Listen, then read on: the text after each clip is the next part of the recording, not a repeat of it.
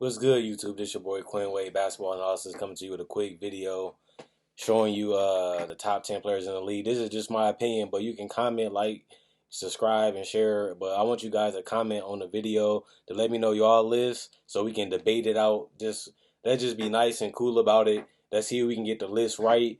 I think my list is pretty much the best list you can find, but that's what we here to do is debate about it and see who can come up with the best list so we can have the best top 10 list out for the people. So number one, I got Kevin Durant. Anytime you put up 28, 8, and 5 on 90% from the free throw, almost 50% from the field, and still get 5 assists to 3.5 turnovers, that's very good. And his team still won over 50 games. Westbrook has been mainly the problem on the team, and they had a new coach. But once they figure out the Westbrook situation, if they're going to keep him or let him walk next season and get a different point guard that fits KD's style, because KD won 62 games without Westbrook, so he showed that he can carry a franchise. He just need a little bit more help and a point guard that fits his style. But he has improved as a passer and a defender, and he's a good offensive player. We all know because he's a multi scoring champion. He did win an MVP, and he should be having more as they rebuild the team around him, or if he goes to another team like Washington or somewhere else that has a better point guard that fits his style of play.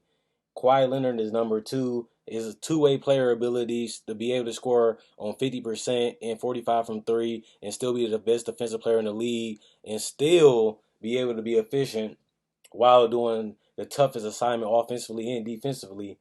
Kawhi Leonard is obviously the second best player in the league just on that, and his team did win 67 games this season.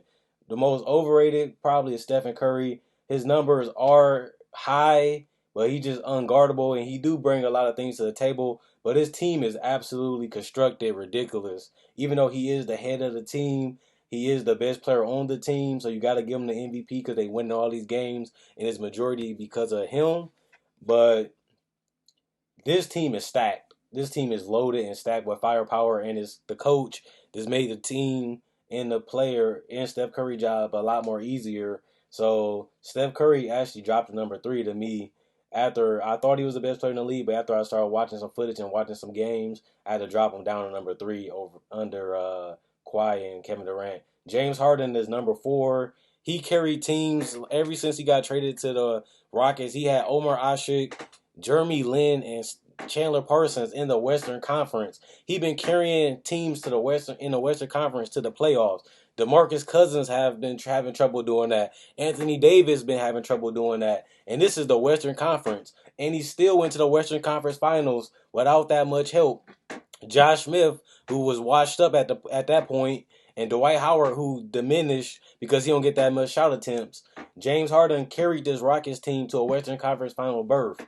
So this team, the sky's the limit for the James Harden team, and he showed that he can carry teams. He showed that he clutch. He got the tangibles. He got the demeanor. I like James Harden. He is a franchise cornerstone and a franchise player. I like James Harden, and they just got to lock him up again on another max contract and put the right team around him and make sure James Harden got a say in what they're doing so that way they can make sure they're building the right team around him and the team that he likes. LeBron James is number five. LeBron James is aging gracefully. He was dominant at the beginning of his career. He's starting to decline. I started watching it in the NBA Finals and last year playoffs that LeBron is starting to decline. He been not the best player since 2011. I think Kevin Durant been the best player since 2011. He won the MVP, but he got ripped off because he didn't win as many games as LeBron. Since he didn't win as many games, they gave it to LeBron, even though he had Dwayne Wade and Chris Bosh. But Kevin Durant is in the Western Conference, and he got to go through harder teams than what LeBron had to. All he had to do was go through Indiana, and he was fine. Indiana, and that was it. So he had the easier way to the finals, is basically what I'm saying. So Kevin Durant been the best player since 2011. You can go back and look at the stats and the playoff teams he had to go against to get to the Western Conference Finals and to get to the finals. True. Chris Paul is number six. He carried the team this year. Him and Blake Griffin are both top 10 players on the same team. Chris Paul, 19 and 10 is ridiculous to be 31 years old and to still be able to carry a team on your back, still be able to carry a team to the playoff, still be able to get them up in the series, but then he went down with injuries. Man, Chris Paul and Blake Griffin, I just feel sorry for them because they played well together. It's just they had bad luck sometimes. Number 7 is Anthony Davis. He is the best power forward in the NBA. He just had injury problems around his team, and his team always is injured. He's always injured, but he's dominant when he is on the court, and he did make the playoffs last year, so he showed that he can carry a team to the playoffs, and he's absolutely dominant. You know, Anthony Davis is one of the best players in the league. He actually is a top 5 player when in the league, but he just can't stay healthy because his team is just that bad.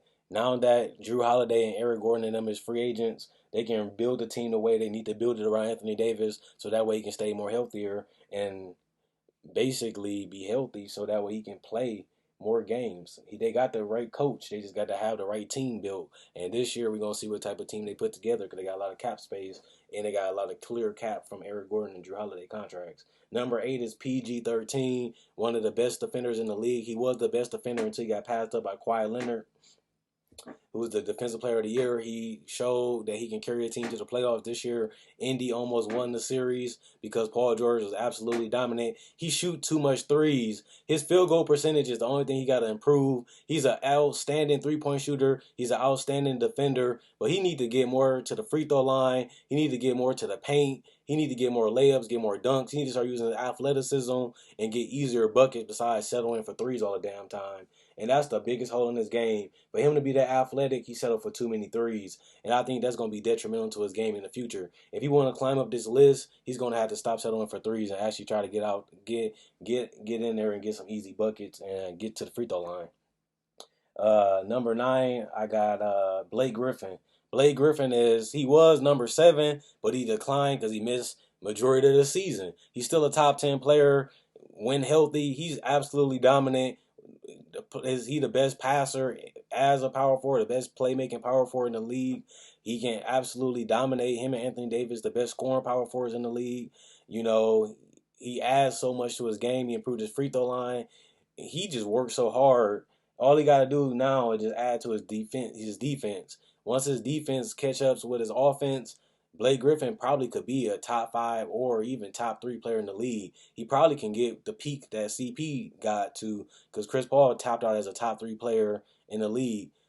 And I think Blake Griffin can do that too if he can apply the same defensive things that Chris Paul does at his position because Chris Paul is a lockdown defensive player at his position.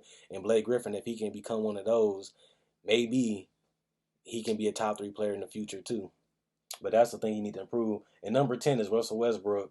He is an overrated player, but you got to give him some type of credit for what he done accomplish being the second best player on the team.